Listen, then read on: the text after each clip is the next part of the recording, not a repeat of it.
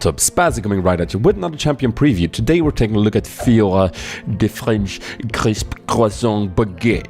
Oui. She's undergoing some massive changes on the PBE right now. She's turning into a different champion altogether, I feel, and I thought I'd run you down the abilities like we always do. Let's go.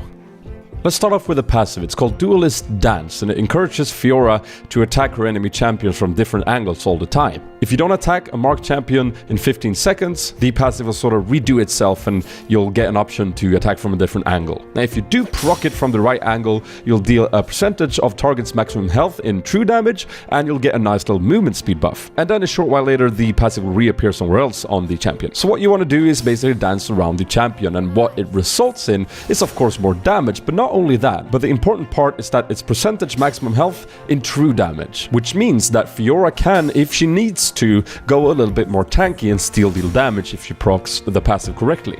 Let's move on to the Q, which is called Lunge. Most importantly, this is no longer a targetable ability, which gives it the positive aspect of being able to jump over small walls.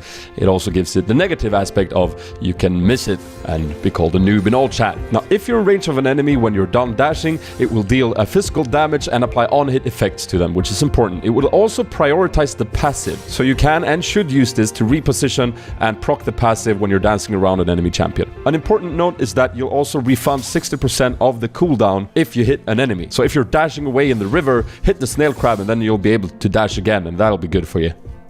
The W is called Riposte, and it's now a sort of long-range slash which deals damage and slows the enemy champion hit. If you correctly hit the passive with it, it does proc, which is nice. Now, this ability takes a short little while to channel, and if you take any damage during that time, you will parry it. So it sort of has that, you know, old W feel to it still. And most importantly, if you do parry an immobilizing disable, the W will stun the champion instead of slowing. Pretty nice. Now the E, it's called Rework. It's still a steroid. You gain a lot of attack speed for the next 2 auto attacks that you do.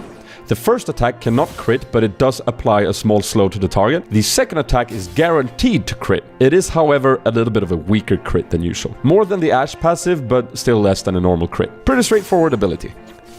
The ultimate is called Grand Challenge, or Grand Challenge, It is no longer a click to deal tons of damage to a lot of people. Instead now, when you click somebody, you create this large area around them where you'll move faster for its entire duration. You'll also reveal 4 of the passive weak spots on the target. If you proc all of these within the 8 second the ultimate is up, or if the target dies when you've procced at least one of them, that big area will turn into this sort of Janna ultimate-like healing fiesta, which heals not only you, but also your allies that are within it. I found that this heal over time was pretty darn strong, to be honest. If you're fighting in close quarters and you're down a squishy with this ultimate, not only is one major threat down, but you're also going to create this healing frenzy that definitely is going to turn the tide in your favor. Some final thoughts. I definitely think that they succeeded in their goal of creating something that is not only a one-trick pony where you build a lot of damage and you're either super successful or super not successful. Instead, I feel like you have a choice now. You could either go full damage and try and crit people to death, or I can definitely see a potential in going bruiser here because of the percentage damage,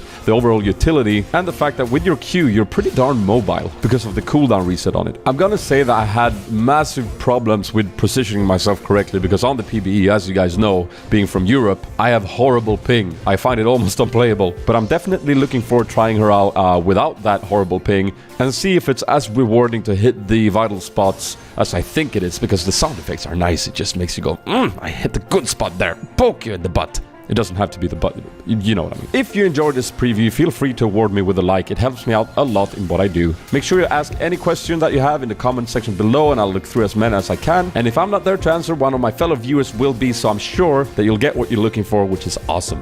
And I'll see you next time. This has been Spazzy, and I am out. French dudes. Dudes!